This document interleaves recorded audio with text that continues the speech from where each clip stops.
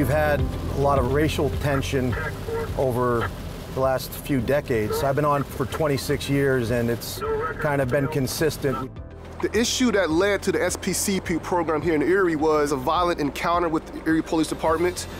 What led to this SPCP program was the death of Dominique White back on September 28th, 2017. A man had been shot and killed by police officers. Immediately, nobody knew the whole story, and so the narrative kind of spiraled out of control from there.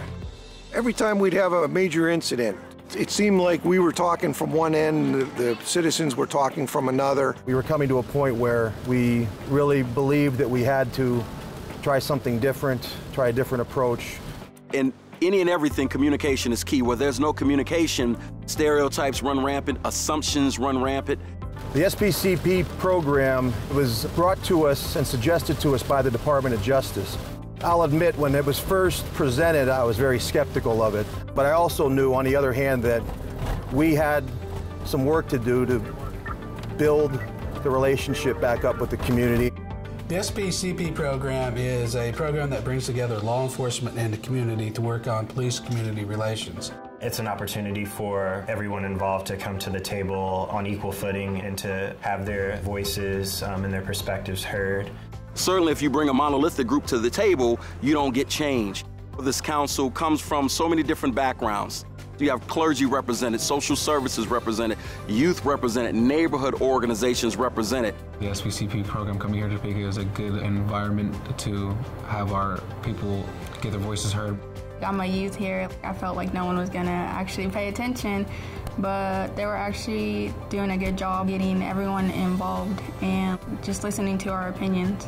You don't have to shy away from your convictions, and you don't have to soften your viewpoint. This is an opportunity to have that open dialogue if you desire it. You have people that just feel disconnected and they want to have a voice. And so what this allowed them to do is face-to-face conversation with a police officer in a setting that they never ever would have had. The SPCP program is so important in just getting people together and getting people to realize, hey, the policemen are human beings too. They're here not just to arrest people, they're here to make the community better. When you turn on the news and when you see black individuals on TV, it's always in the negative. And for me, it's important to open their eyes up to that. And my eyes were open up to their concerns and what they're going through as well. We're not here to point fingers. We're not here to say they're wrong, you're wrong. We're here to say, okay, how do we move from point A to point B? There's been a lot of healthy pushback in these conversations, and having this group of varied voices has lent to the authenticity of the debate. I'm encouraged by the fact that there isn't always a neat and tidy answer at the end of every meeting.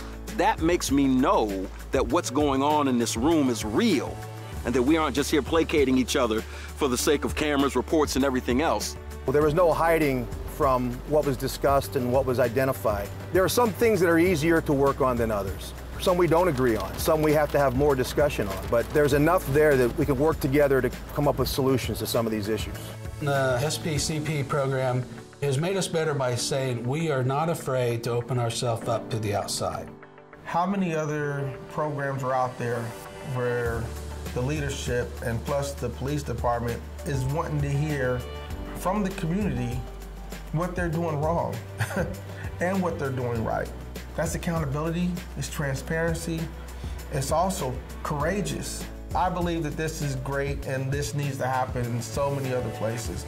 But the leadership and law enforcement, they got to be courageous enough to do it. Well, police community relations currently, they're trending upward, but we have a long way to go.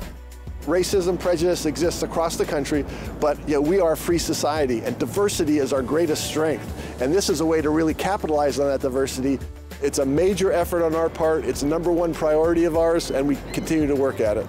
Here in Erie, Pennsylvania, we've bought into the system of people change, and that's why we're transforming Erie. That's why we're restoring hope to the community of Erie.